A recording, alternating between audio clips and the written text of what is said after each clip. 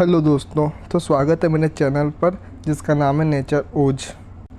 तो दोस्तों, आज हम बात करने वाले हैं टाइप्स ऑफ फर्टिलाइज़र्स, मतलब उर्वरक या खाद कितने प्रकार के होते हैं। तो दोस्तों, हम आपको इनके प्रकार और इनके कार्य के बारे में पूरे डिटेल्स से बताने वाले हैं। तो वीडियो को लास्ट तक देखिए, आपकी पूरी समस्या और जो डाउट्स है सब ख़त्म हो जाएगी।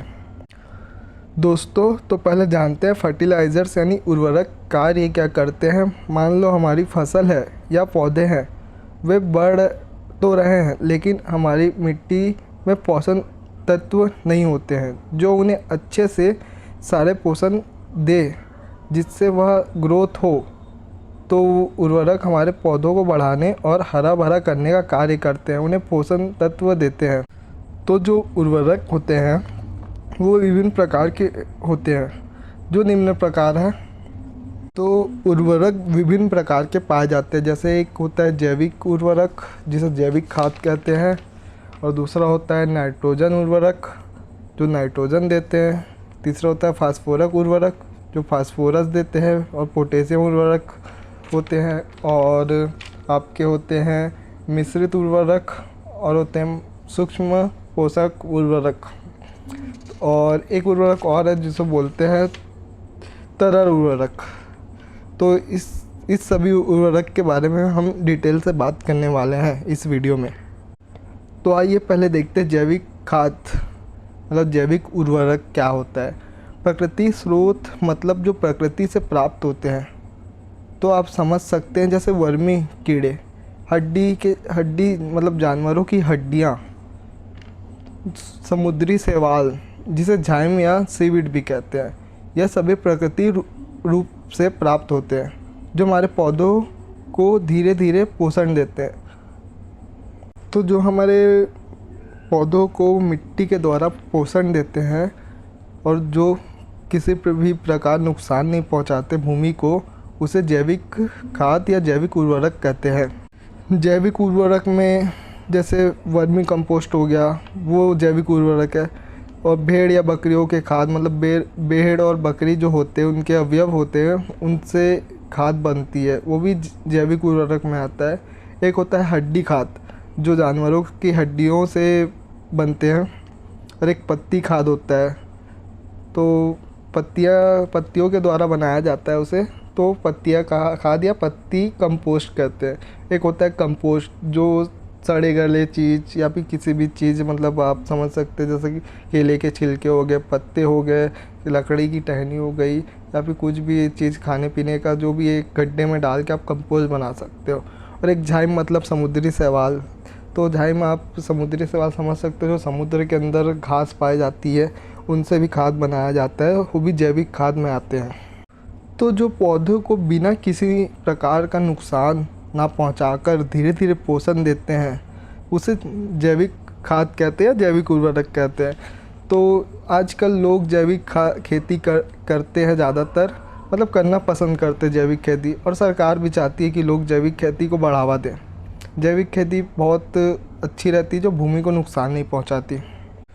तो आप जैविक उर्वरक के बारे में समझ ही गए होंगे। तो अब हम आते हैं नाइट्रोजन उर्वरक। यह उर्वरक सबसे ज़्यादा इस्तेमाल किए जाने वाला उर्वरक है, मतलब किसान फसल में सबसे ज़्यादा यूज़ करते हैं इसे। नाइट्रोजन उर्वरक का काम पौधों को नाइट्रोजन देना होता है जिससे वह हरे भरे ताज़े रहते हैं। अगर आपके घर में पौधे हैं, अगर वो कमज़ोर या पीले पड़ रहे हैं, तो आप उनमें नाइट्रोजन युक्त उर्वरक डालकर देखो, हरे भरे हो जाएंगे। तो नाइट्रोजन युक्त उर्वरक से हम देखते हैं कि ये हरे भरे करते पौधों को और ताज़ा रखते, फ्रेश रखते हैं उन्हें। तो ये हमें नाइट्रोजन उर्वरक अमोनियम नाइट्रेट और यूरिया और अमोनियम सल्फेट द्वारा प्राप्त किए जा सकते हैं। जो मेन स्रोत है किसानों का वो यूरिया है। तो दोस्तों, यह उर्वरक पाए जाते हैं जो पौधों को हरा भरा उन्हें ताज़ा करने का कार्य करते हैं। फसल उत्पाद में भी यूरिया खाद का सबसे ज़्यादा प्रयोग किया जाता है। बाकी इन सब की मैं डिटेल वीडियो जल्दी लाऊंगा, इस चैनल से जुड़े रहिएगा। तो अब हम आते हैं फास्फोरक उर्वरक, मतलब फास्फोरस उर्वरक के बारे में हम बता रहे थे कि पौधों को बढ़ाने, उन्हें ग्रोथ करने के लिए फास्फोरस एक महत्वपूर्ण पोषण तत्व है। मतलब उन्हें बढ़ाने, ग्रोथ करने के लिए बहुत ज़रूरी चीज़ है। यह निम्न उर्वरकों में पाया जाता है, जैसे single super phosphate, triple super phosphate, diammonium phosphate. तो ये सब फास्फेट होती है जो मतलब फास्फेट के अंदर पोटेशियम पाया जाता है, जो पौधों को पोषण देते हैं। तो आप समझ गए होंगे फास्फोरस उर्वरक के बारे में। तो दोस्तों अब हम आते हैं पोटेशियम उर्वरक पर। तो दोस्तों ध्यान से समझिए, पोटेशियम एक ऐसा उर्वरक है जो जल विनियमन करता है, मतलब जल को रोकने का कार्य करता है और पोषण तत्वों को अवशोषण करता है। यह मिट्टी को नरम करता है। यह भी निम्न उर्वरकों में पाया जाता है, जैसे पोटास के अंदर तो पोटेशियम क्लोराइड और पोटेशियम सल्फेट पाया जाता है पोटास के अंदर, जो जल को रोकने का कार्य करते हैं और पोषण तत्वों को अवशोषित करता है। तो अब हम आते हैं मिश्रित उर्वरक में, जो कंपाउंड फर्टिलाइज़र होते हैं, मतलब ये मिक्स खाद होते हैं जो मिट्टी या भूमि के अनुपात में अलग अलग होते हैं। मान लो हमारी भूमि में पहले से ही यूरिया डाल चुके हैं हम, मतलब पौधों को पहले से ही हम नाइट्रोजन दे चुके हैं और हमें और यूरिया नहीं डालना है इसमें। मिश्रित उर्वरक मतलब NPK होता है, मतलब नाइट्रोजन, फास्फोरस और पोटेशियम।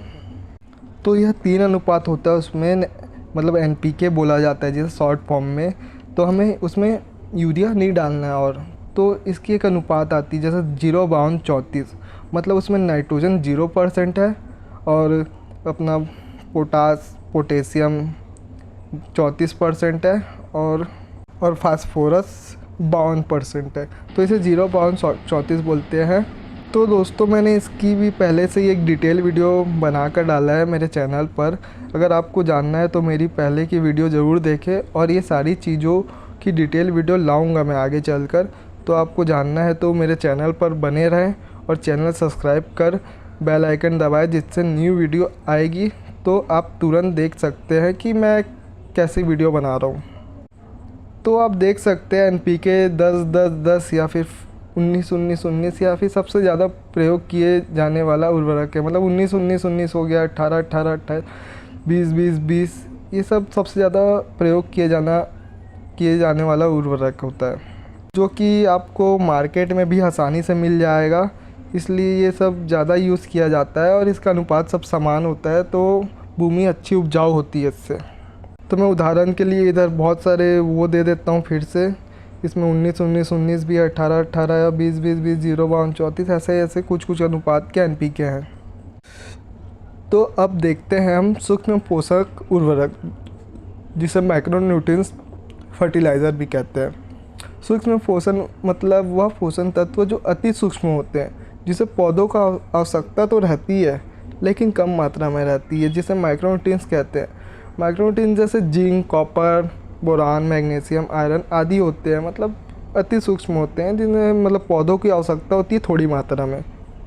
तो आप समझ होंगे माइक्रोन्यूट्रिएंट्स में मतलब जिंक, कॉपर, बोरान ये सब पाया जाता है। ये सब मिलता भी है, मतलब आप मार्केट में जाओगे तो मिल जाएगा आसानी से आपको। तो आइए आते हैं लास्ट टॉपिक पे, जिसका नाम है तरल उर्वरक, से लिक्विड फर्टिलाइज़र भी कहते हैं। तो दोस्तों तरल उर्वरक ये तरल रूप में उर्वरक होते हैं, मतलब तरल रूप में पाए जाते हैं, जिन्हें मिट्टी या पौधे की पत्तियों पर छिड़काव करते हैं। मतलब मिट्टी में भी डाल सकते हो, पौधे की पत्ती में भी छिड़काव कर सकते हो। यह तरल होने के कारण पौधों की पत्तियों, तनों में आसानी से चिपक जाती है, मतलब डायरेक्ट पोषण तत्व ले लेती है, मतलब आसानी से अवशोषित कर लेता है। समझ सकते हो, मतलब पत्तियों में रह के उसे अवशोषित करके आसानी से अपना पोषण ग्रहण कर लेते हैं पौधे से। तो तरल उर्वरक विभिन्न प्रकार के पाए जाते हैं, ऑर्गेनिक भी पाए जाते हैं, इनऑर्गेनिक भी पाए जाते हैं, मतलब रासायनिक भी पाए जाते हैं और जैविक भी पाए जाते हैं।